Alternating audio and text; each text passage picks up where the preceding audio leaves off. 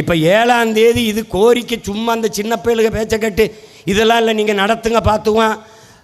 அந்த அண்ணன் சேகர் பாபு அவர்கள் நாளைக்கு ஏதாவது பேசுவாப்புல. ஐயா முதல்வர் ஸ்டாலின் சொல்கிறார், பக்தர்கள் போற்றுகிறார்கள், 1000 கோயிலிலே நாங்கள் குடல் முழுக்க செய்ததை அற்பர்கள் தூற்றுகிறார்கள். யார் அற்பர்? எங்கள் அப்பன் மணியரசன், எங்கள் ஐயா வெங்கட்ராமன், எங்கள் ஐயா அடிகளார், நாங்களாம் தான் அற்பர்கள். யார்? அப்பர் ஞானசம்பந்தர் பேரங்கெல்லாம் அற்பர்கள் இவர்களுக்கு. எப்படி இருக்குது? மாசில் வீணையும் மாலை மதியமும் வீசுதன்றலும் வீங்கில வேணிலும் மூசு வண்டரை பொய்கையும் போன்றதை ஈசன் எந்தை இறையடி நிழலே என்ற அப்பரடிகளார் பாடினார் நாவுக்கரசர்.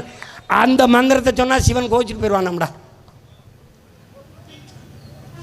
இப்போ எனக்கு ஒரு வழி தான் இருக்குது, நீ தமிழில் குடமுழுக்கு செய்யலை, தமிழில் ஓதலை, மாற்று வழி ஒன்றே ஒன்று தான். இன்றைக்கி கூடி ஒரு முன்னோட்டம் காட்டியிருக்கேன். அதே 7ஆம் தேதி மொத்த பேரும் திரண்டு வந்து என்ன பண்ணுவேன்னு கேளு, பொறுமையாரு. முருகன் கோயிலை சுற்றி முற்றுகையிடுவேன்.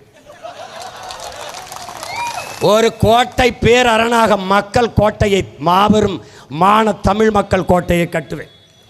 எங்களில் பல நூற்றுக்கணக்கான ஓதுவார்களை, மறையோதும் பேரறிஞர்களை கொண்டு வருவேன்.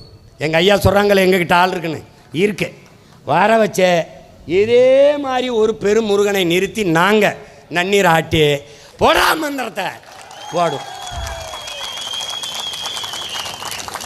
எல்லாம் என் பிள்ளைய ஆடுறவன் ஆடலாம், காவடி தூக்குறவன் தூக்கலாம், வேல் குத்தி ஆடுறவன் ஆடலாம், ஆடுவோம்டா. வேல் வெற்றி வேல் ஆடுவோம்.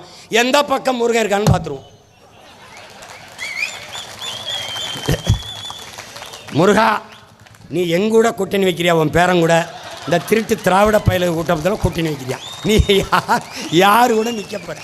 உன் ஓட்டு முதல்ல யாருக்கு சொல்லு? உன் ஓட்டு யாருக்கு? எனக்கு சொல்லு. யாருக்குன்னு சொல்லு.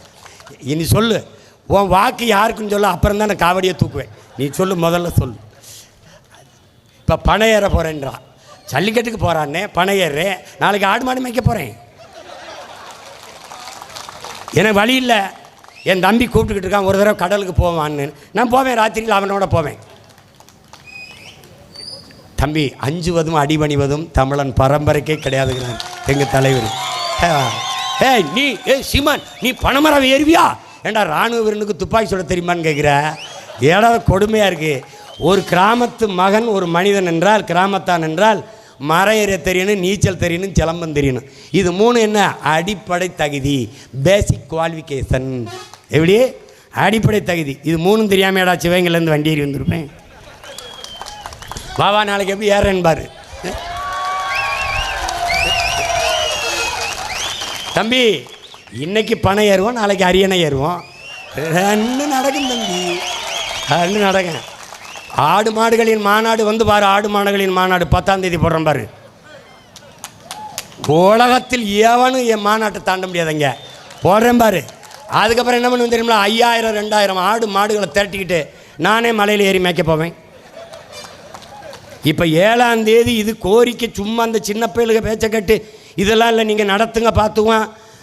அந்த அண்ணன் சேகர் பாபு அவர்கள் நாளைக்கு ஏதாவது பேசுவாப்புல. இந்த திருவண்ணாமலை கோயிலை முழுக்க ஆந்திராவுக்கு மாற்றி பட்டா போட்டு கொடுத்துட்டிய. பூரா இடத்துலையும் தெலுங்கில் எழுத்து வந்துருச்சு. எல்லா இடத்துலையும் அந்த பக்கத்தில் பேருந்து நிலையம் எல்லாத்துலேயும் தெலுங்கில் வந்துருச்சு. நீ எல்லாவற்றையும் இப்படியே பண்ணிட்டுருக்க. செம்மொழி நாள்னு கருணாநிதி பிறந்த நாளாக அறிவிக்கிற.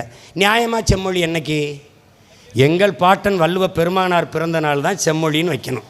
வச்சா அப்படி இல்லைன்னா என் உயிர் தமிழ்மொழி செத்து விடுமோ என்று செத்தான்ல எங்களுடைய மூதாதை நடராஜன், அவனுடைய நினைவு தினத்தை செம்மொழி நாள்னு வைக்கணும். எப்போ வைப்பான்? நான் வந்தால் வைப்பேன். நீங்கள் எப்படிப்பா?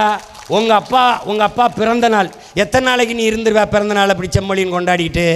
நான் முதலமைச்சராகிட்டா இன்றைக்கி பேசின வாய் ஒரு தடவை கருணாநிதி பிறந்த நாள் செம்மொழின்னு பேசிடுமா? இல்லை பேசிட்டு எப்படி பேசிடுமா? செம்மொழியினால் என்ன?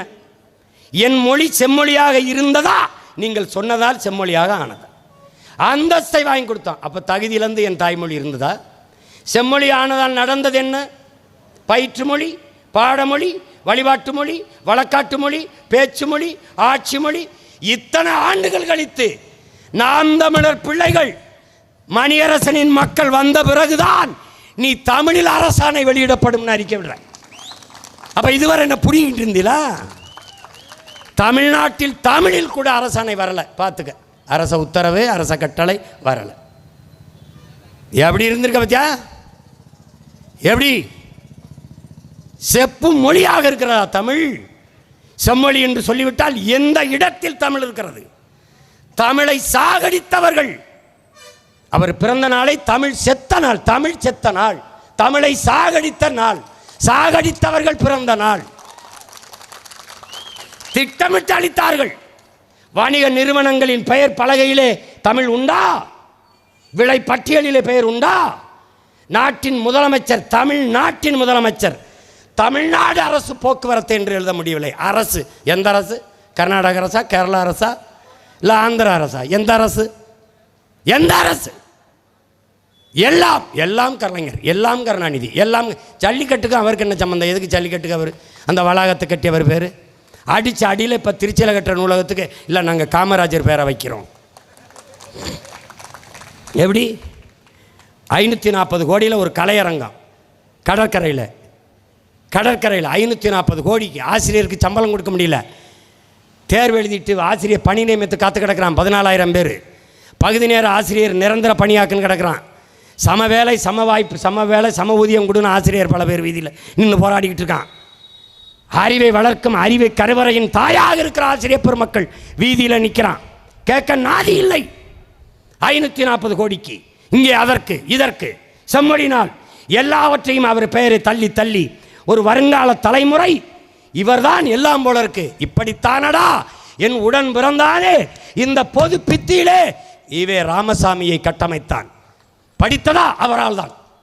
அவன் சொல்றான். அது பயிற்சியெல்லாம் சீமான் எடுக்க வேண்டியதில்லை. பெரியார் மட்டும் இல்லை என்றால் அவர் பணையேறி கொண்டதார். கோப்பம் இது பண்ணிட்டு இருந்திருப்பானாடா. நான் பணையேறினடா டேய் டேய் ஓகே பேல. பெரியார் என்ன பண்ணியிருப்பார்? என்ன பண்ணி இருந்திருப்பார்? சரி, நான் பணையேறிட்டு இருந்திருப்பேன். இந்த கருணாநிதி அவர் மக்கள் என்ன பண்ணிட்டு இருந்திருப்பாங்க? ஏய் என்னடா அப்படின்னு நினச்சி பேசிக்கிறிய? இந்த முன்னாடி நிற்கிற பேர்லாம் சும்ப பயிலுக, இதே கேவலங்கட்டவன் நினச்சித்திர. நீ என்ன அறிவில் சிறந்த தலைமுறை ஒன்று வெகுண்டு எழுந்து வருது என்பதை நினைவில் வைத்துக்கொண்டு பேசு. பெரியாருக்கு என் கல்விக்கு என்னடா சம்பந்தம் இருக்கு? பெரியார் வந்து படிக்க வச்சு பிடுங்கினது என்னடா? சிலப்பதிகாரம், மணிமேகலை, சிவக சிந்தாமணி. என்னடா பெரியார்? பகுருளி ஆற்றுடன் பன்மலை அடுக்கத்து குமரிக்கோடும் கொடுங்கடல் கொல்ல வடதிசை கங்கையும் இமயமும் கொண்டு தென் திசை ஆண்ட தென்னவன் வாழி என்று என்னுடைய சிலப்பதிகாரம் பாடுகிறது.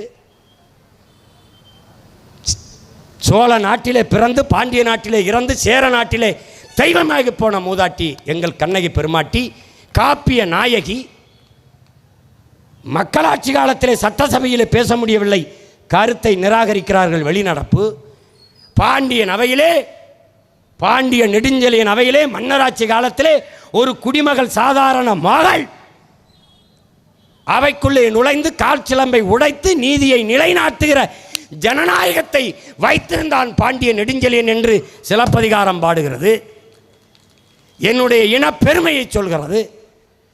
என்ன இருக்கட்டுமடா, அது என் தாய்மொழி தமிழிலே எழுதப்பட்டிருக்கிறது, என் தமிழை பாடுகிறது. அதை விபச்சாரி கதை என்று சொல்கிறார் ராமசாமி ஐயா.